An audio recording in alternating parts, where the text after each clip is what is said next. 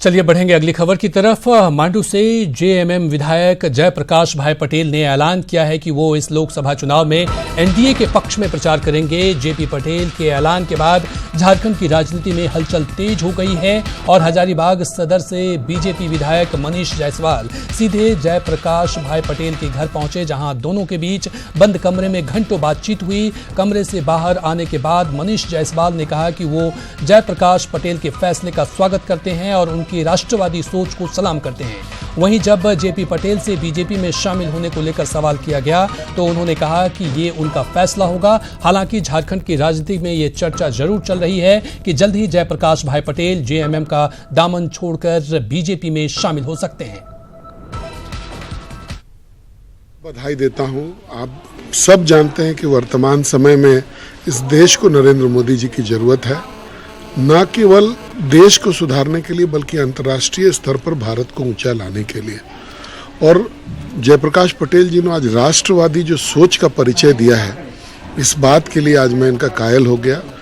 देखिए, भाजपा के विधायक मनीष जी मिल के गए। मनीष जी और हम विधायक बाद में, पहले हम लोग दोनों भाई के जैसा हैं और पुराने दिनों से हमारे पिताजी के समय से इनके पिताजी का संबंध रहा है, तो इसलिए ऐसा कोई बात नहीं। हम लोग भाईचारा है, हम लोग भाई हमेशा मिलते जुलते रहते हैं।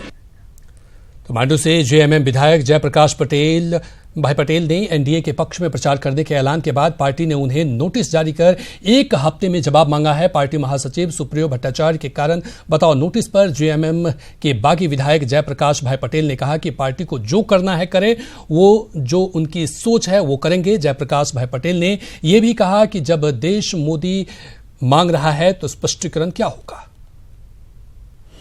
देखिए, पार्टी का जो अपना सोच जो है वो अपना करे, हमारा जो सोच है हम करेंगे। लेकिन जब देश मांगे मोदी तो मेरा स्पष्टीकरण क्या कहे, मैंने तो कह दिया। देश मांगे मोदी तो जेपी भाई पटेल कह दिए कि देश में एक कुशल नेतृत्व की जरूरत है जो श्रद्धेय आदरणीय नरेंद्र भाई मोदी जी में दिख रहा है।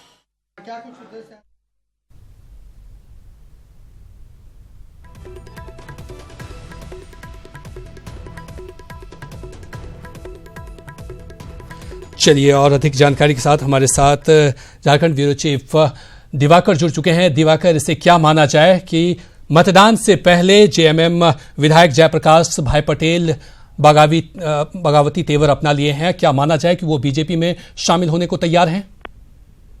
देखिए, जो जेपी भाई पटेल के बगावती तेवर हैं, एक बात तय हो गई है कि अब जेएमएम में जेपी भाई जो प्रकाश भाई पटेल हैं उनके लिए कोई जगह नहीं बची है।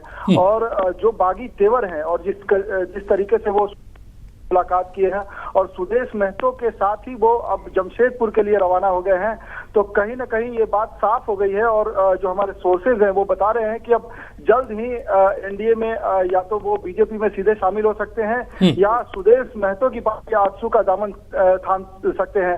तो ये साफ हो गया है कि जिस तरीके से उनकी सुदेश महतो से मुलाकात हुई है, तो बीजेपी में सीधे शामिल न होके वो एनडीए का दामन थामेंगे और सुदेश महतो की पार्टी ज्वाइन कर सकते हैं जयप्रकाश भाई पटेल। अब पूरे एपिसोड को देखें तो कहीं ना कहीं जयप्रकाश भाई पटेल जो ये उम्मीद लगाए बैठे थे कि गिरिडीह से उन्हें उम्मीदवार बनाया जाएगा और उनकी नाराजगी लगातार बरकरार थी और वो कोशिश कर रहे थे कि एक वो राजनीतिक भविष्य के लिए एक रास्ता अख्तियार करे। ऐसे में उन्होंने जिस कदर एनडीए की तारीफ की, प्रधानमंत्री नरेंद्र मोदी की तारीफ की और उसके बाद जेएमएम की नोटिस तत्काल उन्हें मिली है, तो अब लगता है कि उनके रास्ते अलग हो गए हैं और जयप्रकाश भाई पटेल एनडीए में चाहे वो बीजेपी में सीधे शामिल हो सकते हैं। जो कयास लगाए जा रहे हैं और जो संभावनाएं दिख रही है उसमें ये दिख रहा है कि आजसू का दामन थाम सकते हैं। उन्होंने इसी कड़ी में सुदेश महतो से मुलाकात भी की है। जी, तो जेएमएम के लिए कितना बड़ा झटका होगा दिवाकर? देखिए, जो जनाधार है टेकलाल महतो का और उसी जनाधार की बुनियाद पर खड़े हैं जयप्रकाश भाई पटेल। ये देखने वाली बात होगी कि जयप्रकाश भाई पटेल जब जेएमएम से अलग होते हैं तो वो किस कदर एनडीए को प्रभावित, एनडीए के जनाधार में विस्तार करते हैं और एनडीए के लिए फायदेमंद साबित होंगे। ये कहना अभी जल्दीबाजी होगी और मुश्किल भी होगा, क्योंकि टेकलाल महतो का जो जनाधार जुड़ा है जयप्रकाश भाई पटेल से, उसको अगर खिसकाने में कामयाब होते हैं तो एनडीए के लिए बड़ी कामयाबी होगी। लेकिन ये अभी कहना जल्दीबाजी होगा, क्योंकि अभी जो पॉलिटिकल कैरियर रहा है जयप्रकाश भाई पटेल का वो छोटा रहा है, और वो कहीं ना कहीं टेकलाल महतो की जो बुनियाद रही है, टेकलाल महतो का जो जनाधार रहा है, उसका ही फायदा उठाते रहे हैं। तो अब ये जेएमएम के लिए एक जरूर बड़ा झटका है, क्योंकि एक बड़ा जनाधार है और जयप्रकाश भाई पटेल का जो परिवार जुड़ा है उन इलाके में उनका एक खासा प्रभाव है। तो अब देखने वाली बात होगी कि जेएमएम इस डैमेज कंट्रोल को किस तरीके से इस झटके को का डैमेज कंट्रोल करती है, और बीजेपी किस कदर, एनडीए किस कदर और आसू किस कदर इसका फायदा उठाती है। जी बहुत बहुत शुक्रिया तमाम जानकारी के लिए दिवाकर। तो ये बगावती तेवर जेएमएम के लिए बहुत बड़ा झटका है, लेकिन एनडीए के लिए ये खुशखबरी भी है।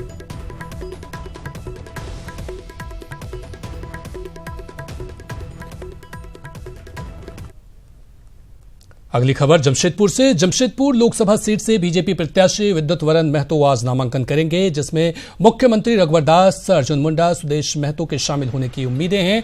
नॉमिनेशन को लेकर विद्युत वरण महतो ने सारी तैयारियां पूरी कर लेने की बात कही। नॉमिनेशन के बाद एक चुनावी सभा को भी संबोधित किया जाएगा। न्यूज 18 से बातचीत में बीजेपी प्रत्याशी विद्युत वरण महतो ने अपनी जीत का दावा किया। साथ ही उन्होंने कहा कि नॉमिनेशन को लेकर कार्यकर्ताओं और लोगों में खासा उत्साह है।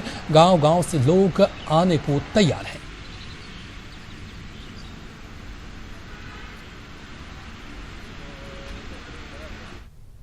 लोग खास करके हम लोग ने रिक्वेस्ट किया है आजसू के सुप्रीमो भाई सुदेश महतो जी को, वो भी आने का आश्वस्त किया है। और इनके अलावा सभी प्रखंड और वरिष्ठ नेता सभी उपस्थित रहेंगे। डॉक्टर दिनेश आनंद गोस्वामी जी भी रहेंगे, इसके बाद समीर महंती जी भी रहेंगे, हमारे विधायक लक्ष्मण टुडू, विधायक मेनका दीदी और हमारे आजसू के विधायक साथी भाई रामचंद्र सोइस जी भी रहने का उम्मीद है। और इस तरह जेडीयू। तो आपको बता दें कि यहाँ पर विद्युत वरण महतो जो है वो नामांकन करेंगे और इसको लेकर के कार्यकर्ताओं में, नेताओं में उत्साह है। नॉमिनेशन में शामिल हो सकते हैं मुख्यमंत्री रघुवर दास। इसको लेकर के कयास लगाया जा रहा है। तमाम बड़े नेता भी यहां मौजूद होंगे। चलिए और अधिक जानकारी के साथ हमारे साथ अन्नी अमृता जुड़ चुकी हैं। अन्नी, जानना चाहेंगे कि विद्युत वरण महतो नॉमिनेशन करेंगे, कौन कौन लोग शामिल होंगे? हेलो। देखिए, विद्युत वरण महतो जी का नामांकन जो है वो 1 बजे से पहले कर लेने का प्लान है बीजेपी का। और उससे पहले जहां मैं खड़ी हूं, बोधी ग्राउंड है, ये उपायुक्त कार्यालय के थोड़ी दूर पर है, 1.5 किलोमीटर की दूरी पर है। वहां पर पहले एक सभा होगी। सभा में खुद मुख्यमंत्री आने वाले हैं। मैं बता दूं कि उनके साथ ये भी चर्चा है कि सुदेश महतो, आजसू सुप्रीमो भी आएंगे। और जो कल बागी तेवर दिखाए थे जेएमएम नेता जयप्रकाश भाई पटेल ने, वो भी आने वाले हैं। पूर्व सीएम अर्जुन मुंडा के भी आने की सूचना है, लेकिन थोड़ी देर है। तो अभी तो सब इंतजार ही कर रहे हैं यहाँ पर कि सभा होगी और उसके बाद नामांकन दाखिल होगा। हमारे साथ बीजेपी के लोग हैं, दीपक प्रकाश जी, खुद महामंत्री जी जुड़ गए। उनसे हम बात करते हैं किस तरह का प्रोग्राम है, क्या कुछ आकर्षण है आज नॉमिनेशन को लेकर। काफी हाई प्रोफाइल नॉमिनेशन हो रहा है दीपक जी, काफी गहमा गहमी है, क्या कुछ कार्यक्रम? देखिए, आज विद्युत वरण महतो जी जमशेदपुर लोकसभा से भारतीय जनता पार्टी के प्रत्याशी के रूप में अपना नामांकन दर्ज करेंगे। और यहाँ पर इसी उपलक्ष्य में यहाँ पर एक कार्यकर्ताओं का और समर्थकों की एक सभा रखी गई है। और इस सभा में माननीय मुख्यमंत्री जी, सुदेश महतो जी, विद्युत जी, ऐसे कई लोगों का और कई विधायकों का यहाँ पर हम लोगों को यहाँ पर उद्बोधन होगा। और उस उद्बोधन के द्वारा एक नई ऊर्जा, एक नई उमंग के साथ जो यहाँ पे जमशेदपुर लोकसभा के अंतर्गत पड़ने वाले बूथ हैं, महल्ले हैं, टोले हैं, बस्ती हैं और समाज के सभी वर्गों में, चाहे वो महिला हो, मजदूर हो, किसान हो, नौजवान हो, सबके पास जाकर नरेंद्र मोदी जी को पुनः प्रधानमंत्री बनाने का जो संकल्प भारतीय जनता पार्टी ने दिया है, जनता की आकांक्षाओं के अनुसार वो आकांक्षा पूरा करने के लिए कार्यकर्ता लगेंगे।